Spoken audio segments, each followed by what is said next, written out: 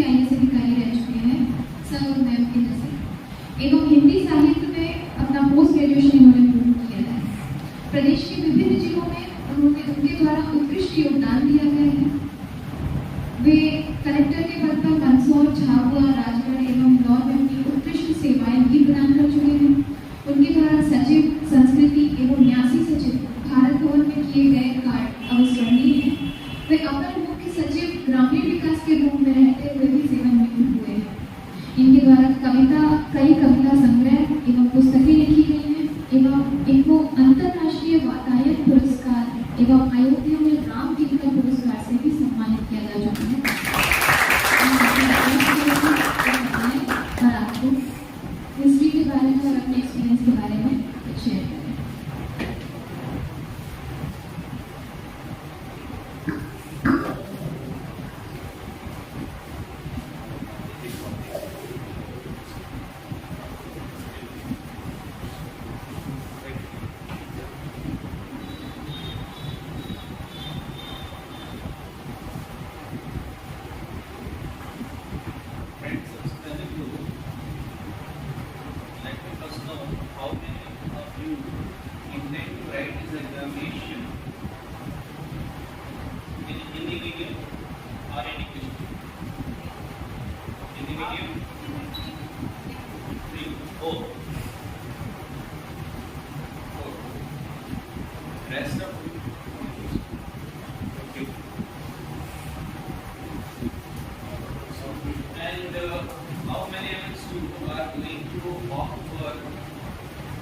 History or Hindi literature for that purpose. Hindi literature.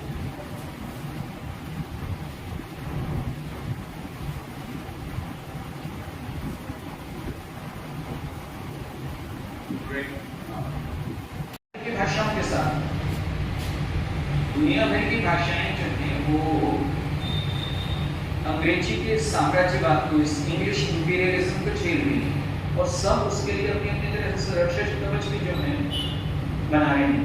जैसे Canada में देखें तो उन्होंने जो है भाषा वाहिनियां बनाई हैं, लैंग्वेज ब्रिगेड, जो ये ध्यान रखती हैं कि इस उनकी भाषा में जो है फ्रेंच भाषा जो क्यूबेक एरिया में चलती है तो उसमें जो है अंग्रेजी के शब्दों की बेमेल मिलावट है। या पुतिन है तो पुतिन ने जो है रूस में एक कानून बनाया है और वो कानून जो है उसको मिखाइल फियोदोरोव ने जो है रूसी भाषा के सम्मान की पुनर्वापसी का कानून कहा और उसमें उसने ये कहा है उस कानून में कि यदि कोई जो है रूसी भाषा में अंग्रेजी के शब्दों की बेमेल और अनावश्यक मिलावट करता है तो उसके विरुद्ध जो है दंड आरोपित किया जा सकेगा और शास्ति आरोपित की जा सकेगी और उसके प्रकाशनाधिकार भी जो है जब्त किए जा सकेंगे। ये तो पुतिन ने कहा। तो दुनिया भर में जो है भाषाओं की आंतरिक शुद्धता बचाए रखने के लिए संघर्ष चल रहे हैं और ये बिल्कुल समकालीन संघर्ष है। तो इसलिए आप जो है जब इसको पढ़ेंगे तो इसको जो है किसी स्थैतिक तरीके से, किसी जड़ तरीके से न पढ़ें। आजकल जो है चाहे आप समाजशास्त्र का पेपर पढ़ो, यूपीएससी का पार्ट 2 या जो है आप उनके पॉलिटिकल साइंस का पार्ट 2 उठा लो या अर्थशास्त्र का उठा लो या फिलॉसफी का भी उठा लो, आपने देखा होगा कि फिर पार्ट 2 जो है वो उस विषय को जो है समकालीन जो है बहसों से जोड़ता है और वो उस तरह से आपको करता है। तो इसलिए किसी भी विषय को जो ऑप्शनल सब्जेक्ट की तरह आप ले रहे हैं उसकी समकालीनता को ध्यान रखो। कौन कौन सी बहसें हैं जो उसके आसपास जुड़ी हुई। जैसे अभी हुआ कि संयुक्त राष्ट्र में हिंदी को उन्होंने एक पत्राचार के लिए और जो उसकी खबरों के प्रकाशन के लिए उसकी भाषा के रूप में मान्यता दी। अभी हुआ मुश्किल से 1 महीने पहले। तो वो जो है वो चीज वो आएगी आपके सामने। इसलिए भाषा को पढ़ते समय ये ध्यान रखें। कई बार ये कहते हैं लोग भारत के बारे में कि भारत जो है वो उसमें भाषाओं की इतनी अधिकता है 300 से ज़्यादा भाषाएं हैं। मैं सिर्फ 22 या 26 जो संवैधानिक भाषा है उन्हीं के बारे में बात नहीं कर रहा हूँ। मैं कह रहा हूँ कि पूरी जनगणना जो आई है 300 से ज़्यादा भाषाएं, तो उसके आधार पर लोग जो है भारत को वो एक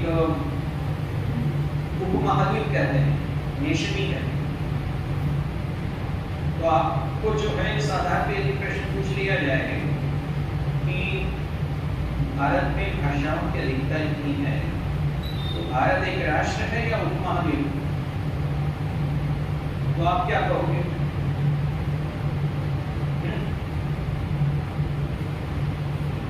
तब आपको जानना होगा कि यदि 300 भाषाओं के आधार पर हम एक उपमहाद्वीप बन जाते हैं, एक राष्ट्र नहीं रहते, तो इंडोनेशिया में 650 भाषाएं, पापुआ न्यू गिनी में जो है 750 भाषाएं, 788 पूरी प्रेजेंस उतनी भाषाएं। तो आप पापुआ न्यू गिनी को तो एक द्वीप ही कहते हो, महाद्वीप नहीं कहते। आप इंडोनेशिया को एक राष्ट्र कहते हो, उसको महाद्वीप नहीं कहते। तो भारत में जो है भाषाओं के इतने होने पर, इतने बड़े विस्तार में होने पर आप उसको जो है उसकी राष्ट्रीयता से वंचित करके एक तरह की एम्बिगुअस, एक तरह की अस्पष्ट महाद्वीपीयता में कैसे न्यास कर सकते हो? वो आएगा प्रश्न। ये सारे प्रश्न जो भी इसमें रहेंगे कि भारतीय संघ की राजभाषा के रूप में हिंदी का विकास कैसे हुआ। यानी एक है राष्ट्रभाषा, चूंकि स्वतंत्रता आंदोलन के दौरान राष्ट्रभाषा के रूप में हिंदी का विकास, और दूसरा है भारतीय संघ की राजभाषा के रूप में हिंदी का विकास। ये दो प्रश्नों को ही ध्यान से देखो ना, तो आपको पता लगेगा कि इसके भीतर एक द्वंद्व नहीं है। द्वंद्व ये है कि हिंदी जो है राष्ट्रभाषा है कि राजभाषा है। तो आप पाएंगे कि हिंदी का संघर्ष जब शुरू हुआ तो राष्ट्रभाषा के रूप में शुरू हुआ, और उन लोगों के द्वारा शुरू हुआ जो हिंदी भाषी नहीं, जैसे महात्मा गांधी थे, या स्वामी दयानंद थे, या केशव चंद्र सेन थे, या तिलक थे, या राजगोपालाचारी थे। ये जो सब हिंदी को राष्ट्रभाषा बनाने की बात कर रहे थे, इनमें से कोई जो है वो हिंदी भाषी थोड़ी था, सुभाष चंद्र बोस थे। ये सब हिंदी को राष्ट्रभाषा के रूप में बात कर रहे थे। तो संघर्ष हुआ राष्ट्रभाषा का,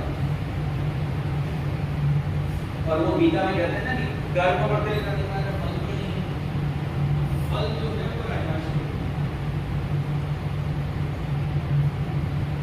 तो भारतीय संघ की राजभाषा के रूप में आप हिंदी के विकास की बात करोगे तो राजभाषा का मतलब क्या है? तो संविधान की धारा 120 को लिखना पड़ेगा, तब आपको जो है संविधान की आवाज आएगी, तब आपको संविधान के जो है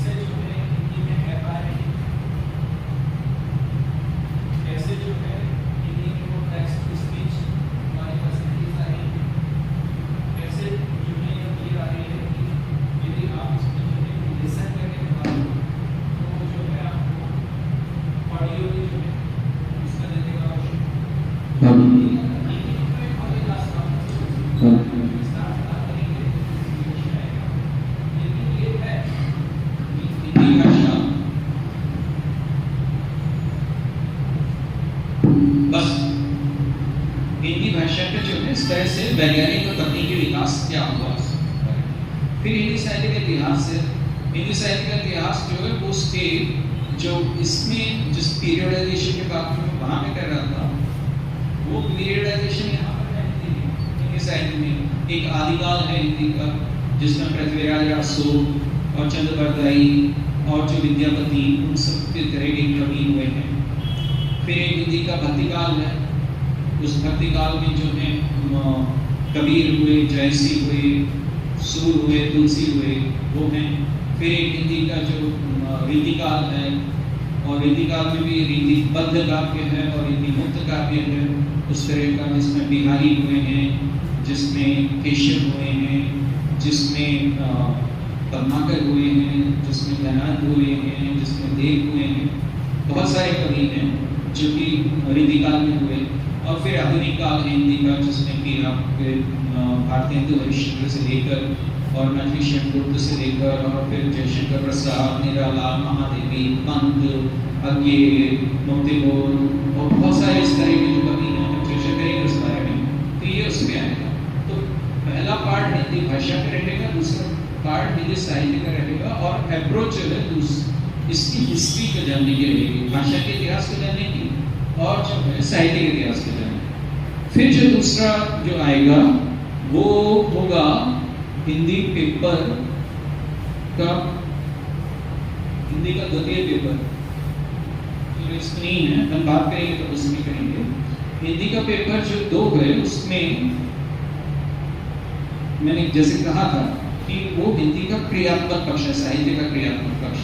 तो उसमें जो है आपसे पार्ट 1 में जो है कुछ पुस्तकें रहेंगी, टेक्स्ट बुक, भ्रमर गीत सार रहेगा आपका, कुछ हिंदी की कविताओं की पुस्तकें, उस पर लेकर जो है आपसे व्याख्याएं पूछी जाएंगी और उन कवियों या उस समय के जो है साहित्य के उन पुस्तकों के बारे में जो भी आलोचनाएं वो पूछी जाएंगी।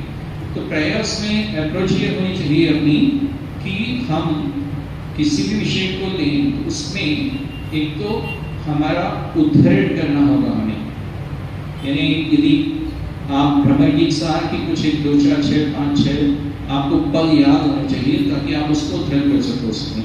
दूसरे उसके संदर्भ में विभिन्न जो उन लोगों ने क्या कहा है, आपके जो हिंदी साहित्य के बड़े उस क्षेत्र के प्रखर आलोचक हैं उन्होंने क्या कहा।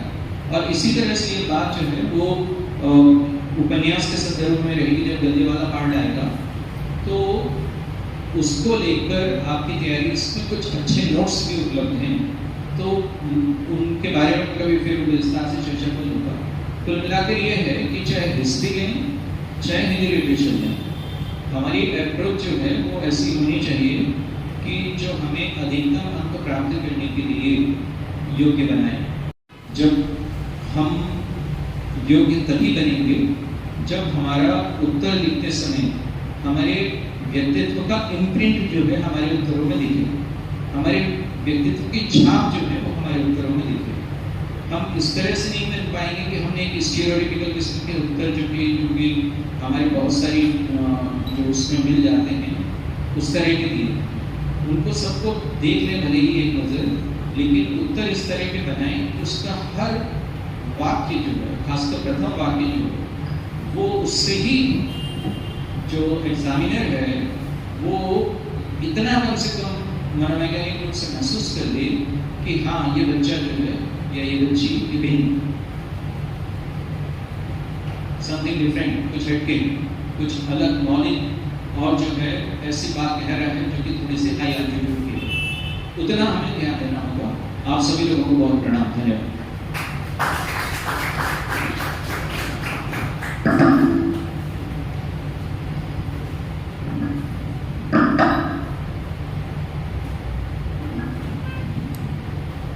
Thank you so much Manoj, आपने बहुत समय दिया एंड काफ़ी कंसेप्चुअल क्लैरिटी भी सबको दिया। और जो उन्होंने लास्ट में ये कहा कि what the UPSC is looking for is people with character, people who will be different, people who have personality, यही देखते हैं। तो जब आप आंसर्स भी लिखते हैं तो आपका कुछ उसमें एक फ्रेग्रेंस आपका होना चाहिए, नॉट लाइक रूटीन आंसर्स जो सब लोग देते हैं। तो इसको अगर आप लोग ध्यान में रखेंगे तो डेफिनेटली आपके आंसर्स जो they will be assessed properly. तो आज का सेशन अभी ख़त्म करते हैं and tomorrow we start at 11 o'clock. From tomorrow we will start analysis of previous year's question papers. We'll start slowly tomorrow and we'll also be doing how to read the newspaper. तो आप सब कौन सा newspaper पढ़ रहे हैं अभी? हिंदू, सब लोग हिंदू पढ़ रहे हैं, बट हिंदू एक दिन लेट आता है ना, तो कल के लिए आप कौन सा पेपर पढ़ेंगे? आज का पेपर पढ़ के आएंगे। आज का हिंदू सभी लोग पढ़ेंगे और आपके हिसाब से उसमें क्या इम्पोर्टेंट है उसका एक 10 लाइन का एक नोट बना के लिए आएंगे, ठीक है? Everybody will read what they wrote and then we will read the rest of the paper and we'll analyze के उसमें क्या क्या important था, क्या आप लोग उसको identify कर पाए, क्या and किस तरह से आपने उसका नोट बनाया, ठीक है? So we'll do previous question पे 22 का पेपर का analysis करेंगे, थोड़ा थोड़ा चलेंगे उसमें and we'll do newspaper reading tomorrow, okay? So we'll meet again tomorrow at 11 o'clock. जी भूख लग रहा है तो आप लोग को बहुत भूख लग रहा होगा. So thank you very much for your patience and see you tomorrow.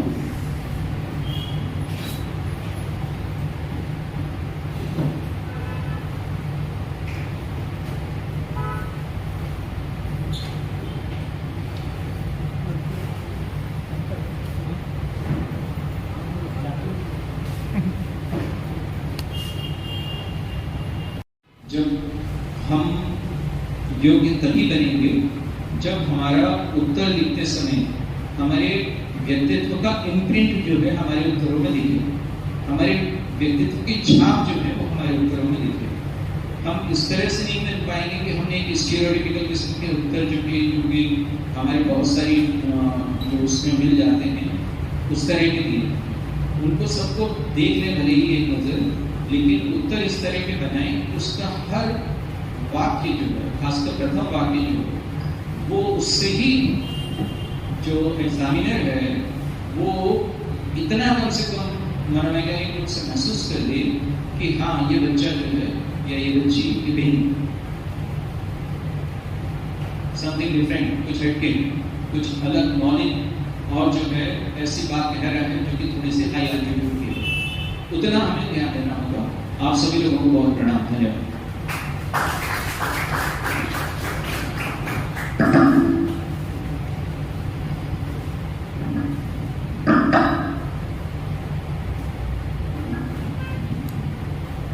Thank you so much Manoj, आपने बहुत समय दिया एंड काफ़ी कंसेप्चुअल क्लैरिटी भी सबको दिया. और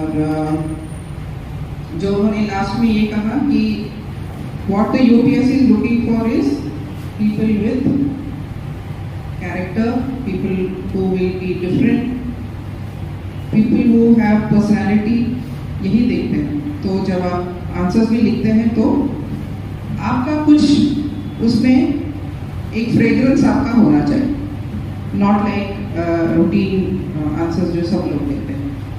तो इसको अगर आप लोग ध्यान में रखेंगे तो डेफिनेटली आपके आंसर्स जो है वो they will be assessed properly.